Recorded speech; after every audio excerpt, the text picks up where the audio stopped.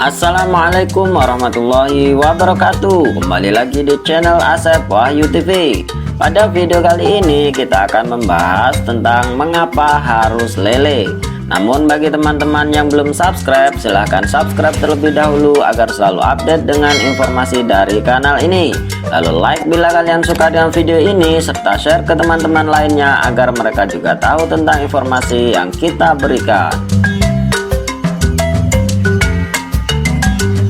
Ketika teman-teman bingung, ingin usaha pembudidayaan namun hanya memiliki sumber daya yang terbatas, memikirkan ulang ikan apa yang cocok dipelihara dengan keterbatasan dana, tempat, tenaga, dan waktu, tentunya kita harus tepat menentukan konsep apa yang akan kita gunakan. Tentu teman-teman telah terlebih dahulu melakukan riset tentang pembudidayaan ikan baik dari membaca ataupun menonton, seperti yang teman-teman lakukan di kanal YouTube ini. Hal itu sangat tepat teman-teman. Kita harus belajar terlebih dahulu sebelum melangkah dalam melakukan usaha. Pelajari terlebih dahulu teknik dan sistem yang akan diterapkan. Sebab dalam usaha pembudidayaan ikan tentunya akan banyak sekali proses dan prosedur yang harus dilakukan. Jika tidak, maka bukan keuntungan yang kita dapat, namun kerugian yang akan kita alami. Dalam perjalanannya, para pembudidaya bahkan yang sudah ahli sekalipun masih terus melakukan riset demi untuk mengembangkan teknik dan skill mereka. Terkadang mereka terus mengombinasikan teknik-teknik yang mereka kuasai dengan teknik orang lain, dan belajar dari pengalaman adalah teknik terbaik dalam kehidupan. Bagi pemula yang baru ingin memulai, tentunya jangan takut untuk mencoba, sebab keberuntungan tidak akan datang sendiri tanpa adanya usaha yang dilakukan. Nah, bagi teman-teman yang ingin memulai usaha namun hanya memiliki sumber daya yang terbatas, tidak perlu khawatir. Saya akan memberikan sedikit pilihan dan gambaran usaha apa yang paling cocok untuk teman-teman. Namun silahkan di subscribe bila konten ini sedikit membantu teman-teman semua. Jangan sungkan-sungkan sebab subscribe itu gratis. Baiklah teman-teman, dengan keterbatasan yang ada, saya menganjurkan teman-teman untuk berbudidaya ikan lele. Mengapa lele? Simak ulasannya berikut ini. Yang pertama, tidak perlu lahan luas. Pembudidayakan lele dapat dilakukan di lahan sempit. Hanya bermodalkan terpal atau bahkan ember, lele sudah dapat dibudidayakan dengan baik. Lain halnya dengan jenis ikan lainnya yang memerlukan tempat yang luas dan sirkulasi air yang baik. Yang kedua, bisa tebar padat. Lele adalah jenis ikan yang dapat hidup dengan kadar oksigen yang rendah, sehingga meskipun kepadatan di dalam kolam tinggi, ikan lele masih bisa mentolerasinya dengan baik.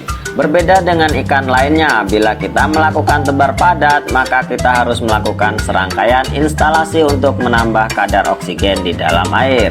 Jika tidak, maka ikan akan mengalami pertumbuhan yang lambat, bahkan dapat stres dan mati. Yang ketiga, pertumbuhan cepat.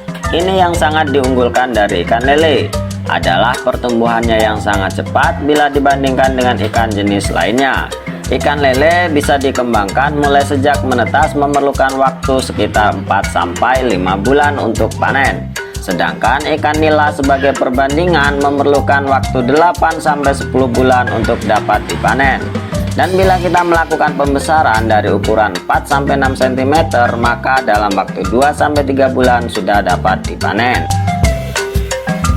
Yang keempat, perawatan lebih mudah. Ikan lele merupakan ikan yang tidak memerlukan perawatan yang intensif. Biasanya para pembudidaya selalu disibukkan dengan perawatan air untuk kolamnya. Seperti yang kita ketahui bahwa ikan lele dapat hidup di lingkungan rendah oksigen, jadi lebih memudahkan para pembudidaya dalam merawatnya, terutama dalam merawat air. Namun perlu teman-teman ketahui, ada banyak sistem yang bisa diterapkan untuk membudidayakan ikan lele. Salah satunya untuk saat ini yang sedang berkembang adalah sistem bioflok. Meskipun perawatan lele sangat mudah, namun bila kita menggunakan sistem, maka laju pertumbuhan ikan akan dapat dipercepat dan masa panen dapat dipersingkat. Yang kelima, pangsa pasar stabil. Untuk penjualan lele tidak memerlukan partai besar untuk memasarkannya. Di sekitar kita saja sudah banyak penduduk yang suka mengkonsumsi ikan lele, serta banyak pelaku usaha kuliner yang menggunakan ikan lele sebagai produk mereka. Dari gambaran di atas dapat kita lihat bahwa ikan lele sangat cocok untuk usaha rumahan atau sampingan yang menjanjikan. Bahkan jika usaha kita sudah berkembang, konsumen akan datang sendiri tanpa kita bingung memasarkannya. Dan itulah teman-teman sedikit gambaran tentang keunggulan ikan lele.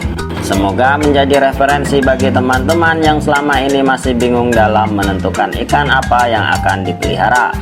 Namun saran saya, teman-teman harus lebih banyak lagi melakukan riset supaya teman-teman lebih paham dan mempelajari tentang sistem dan teknik yang ada.